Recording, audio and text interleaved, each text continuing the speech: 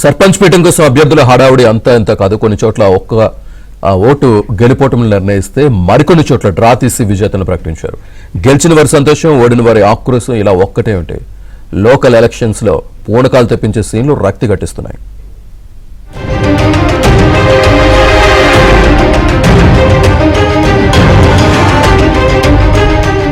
తెలంగాణ పంచాయతీ ఎన్నికలు ఎప్పుడూ లేనంతగా రసవత్తరంగా మారాయి. కొంతమంది అభ్యర్థులు ఇచ్చిన హామీలు కేవలం మాటలకే పరిమితం కాకుండా ఏకంగా బాండ్ పేపర్ల రూపంలో పబ్లిక్ డీల్ చేసుకున్నారు.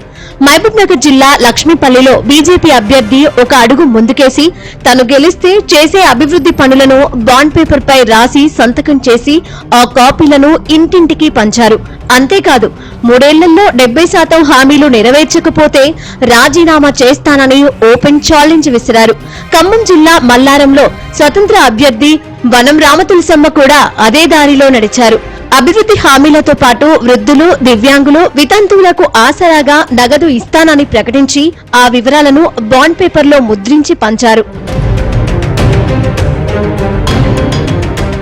గెలుపు అనేది అభ్యర్థుల ప్రయత్నంతో పాటు లక్కు మీద కూడా ఆధారపడి ఉంటుందని ఈ ఎన్నికలు నిరూపించాయి. ముఖ్యంగా ఉమ్మడి ఆదిలాబాద్ జిల్లాలో ఇలాంటి సీన్స్ కనిపించాయి. పరందూలిలో రాథోడ్ పుష్పలత అనే అభ్యర్థి ఒకే ఒక్క ఓటు తేడాతో విజయం సాధించారు.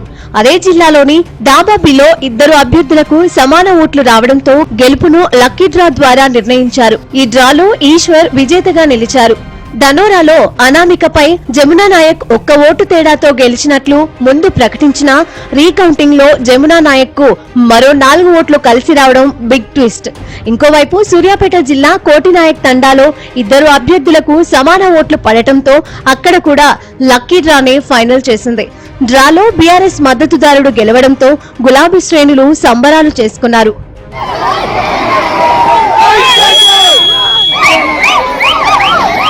మరోవైపు ఆదిలాబాద్ జిల్లా హీరాపూర్లో అత్త లక్ష్మీబాయి 145 ఓట్ల ఆధిక్యంతో కోడలిపై విక్టరీ కొట్టారు. దీంతో సర్పంచ్ పీఠం కుటుంబంలోనే ఉండిపోయిందని గ్రామస్తులు కామెంట్ చేస్తున్నారు. నల్గొండ జిల్లా కాచలాపురంలో ఓ సామాన్యుడు అసామాన్యుడిగా మారారు. గ్రామ పంచాయతీలో స్వీపర్ గా పనిచేసే మోహన్ బాబు అనే యువకుడు సర్పంచ్ గా విజయం సాధించి సంచలనం సృష్టించారు.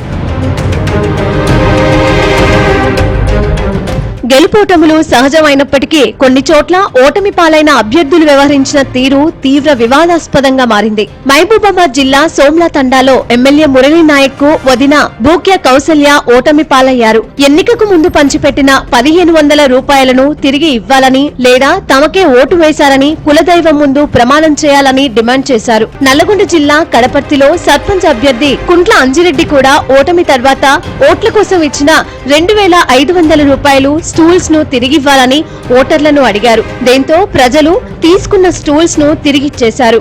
ఇక బీఆర్ఎస్ మాజీ ఎమ్మెల్యే గంప గోవర్ధన్ కు అడ్డాగా ఉన్న కామారెడ్డి జిల్లా బిక్కనూరు గ్రామంలో ఈసారి కాంగ్రెస్ మద్దతుదారుడు గెలవడం చర్చనీయాంశంగా మారింది.